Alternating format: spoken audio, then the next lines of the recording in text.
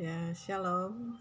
Selamat bertemu lagi dalam video pembelajaran di materi 2 kelas 12 ini, yaitu praktek hak asasi manusia di Indonesia dengan dasar Alkitabnya pada kitab Bilangan 35 ayat 9 sampai dengan 34 ya.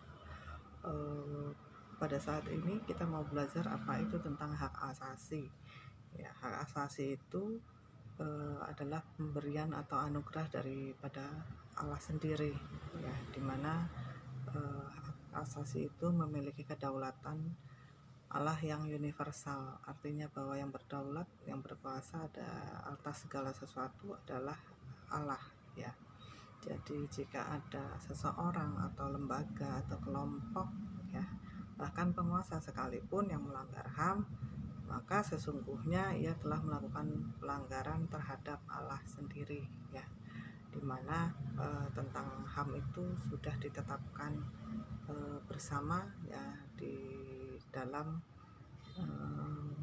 misalnya di dalam organisasi dunia PBB, ya, atau di dalam ada namanya kesepakatan bersama, ya, itu ada pasal-pasal tentang pelanggaran HAM, ya, yang menjadi patokan atau dasar seseorang, kelompok, atau bahkan penguasa melakukan pelanggaran. Yang kedua, bahwa HAM sendiri adalah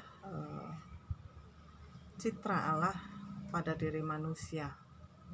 Maksudnya apa dikatakan bahwa dalam HAM ada citra Allah pada diri manusia? Yaitu bahwa Allah menciptakan manusia menurut gambar dan rupanya pada Kejadian 1 ayat 26.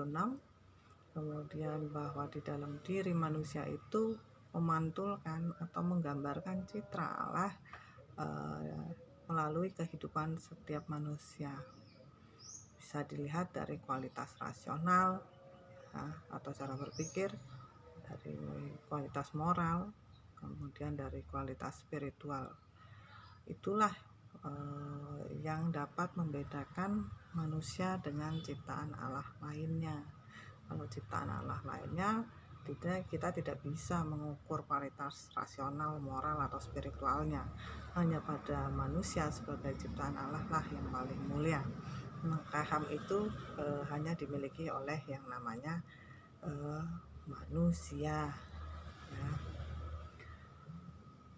Di dasar Alkitab sendiri, ya, di dalam cerita Alkitab, kalau kalian nanti baca di dalam materi yang ada di file, ya, bahwa manusia memiliki kesamaan kedudukan, ya, bahwa manusia tidak boleh saling menguasai satu sama lainnya, khususnya di dalam prinsip kekristenan atau Kristiani, ya. Ibaratnya di dalam Alkitab atau firman Tuhan itulah yang menjadi ibu, ya. Menjadi ibu di sini artinya yang mendasari lahirnya sistem demokrasi di dunia, ya. Dimana tadi sudah dikatakan bahwa di dalam diri manusia itu terdapat konsep imago Dei, ya, imago Dei artinya bahwa ada gambaran Allah di dalam setiap manusia, ya. Kalau di dalam peraturan atau sistem itu bisa dilihat dari sistem demokrasi yang mengatur dan mengakui persamaan hak setiap manusia. Kemudian ada salah satu tokoh, ya, contohnya ada dari Gregory Platos. Ya, Gregory Platos ini menjelaskan bahwa setiap manusia itu adalah bisa menjadi seorang pelaku moral yang bebas karena setiap manusia memiliki martabat, ya, martabat untuk menjadi seorang pelaku moral yang bebas. Maksudnya apa? Bahwa manusia memiliki harkat dan martabat, kemudian dia bisa, kalau tadi dikatakan memiliki rasional atau tingkat berpikir, ya, yang lebih baik daripada ciptaan lainnya, maka dengan itu dia bisa membentuk keputusan atau melalui tindakan pribadinya, ya, di mana dia bisa hidup bersama dengan orang lain. Nah, itu bisa dilihat ya, bagaimana kehidupannya bisa dijalani secara nyata, ya, bagaimana gambaran Allah bisa tercermin di dalam dirinya, ya. Maka itu dikatakan sebagai perilaku moral bebas, ya, manusia bisa mencerminkan sikap yang baik, atau sebaliknya mungkin dia tidak bisa mencerminkan dengan baik sehingga terlihat sikap yang buruk, ya. Begitu juga dengan cara berpikir, ya. Kalau manusia menghargai anugerah Allah, yaitu HAM tadi, dijalani dengan baik, dimanfaatkan dengan baik, maka akan terlihat juga baik. Kemudian khususnya dalam manusia, di dalam pengajaran kekristenan, bahwa manusia itu wajib menyuarakan hak-haknya yang didasarkan pada nilai-nilai universal. Apa itu nilai-nilai universal? Yaitu nilai yang berlaku secara mendunia atau disepakati bersama pada umumnya, ya. Kemudian juga ada nilai yang berdasarkan kekristenan, ya, bagaimana harus menegakkan keadilan, bagaimana harus menegakkan kebenaran, menghormati kebebasan yang bertanggung jawab, juga mempraktekkan kesetaraannya. Dan dengan didasari nilai-nilai kekristenan, yaitu juga mempraktekannya dengan kasih terhadap semua orang. Jadi tidak hanya menangan, ya, atau hanya mau menuntut haknya, tapi melupakan hak orang lain atau tidak memperlakukan orang lain dengan baik. Bukan seperti itu, ya.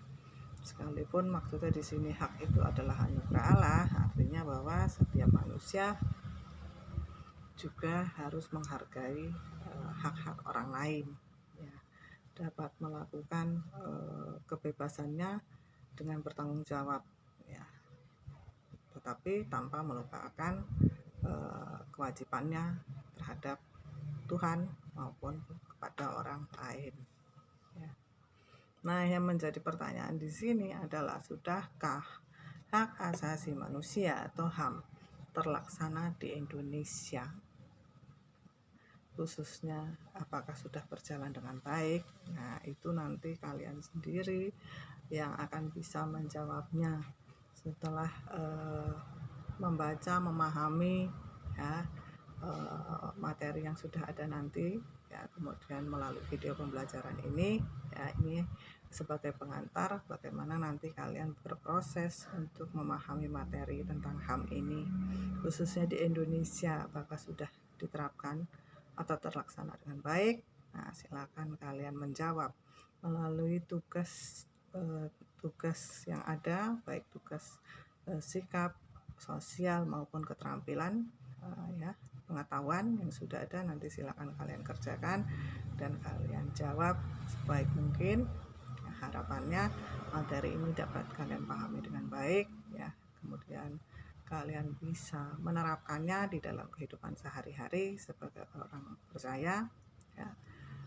Tentunya dengan menyesuaikan nilai-nilai yang ada, yaitu nilai-nilai kekristenan, ya.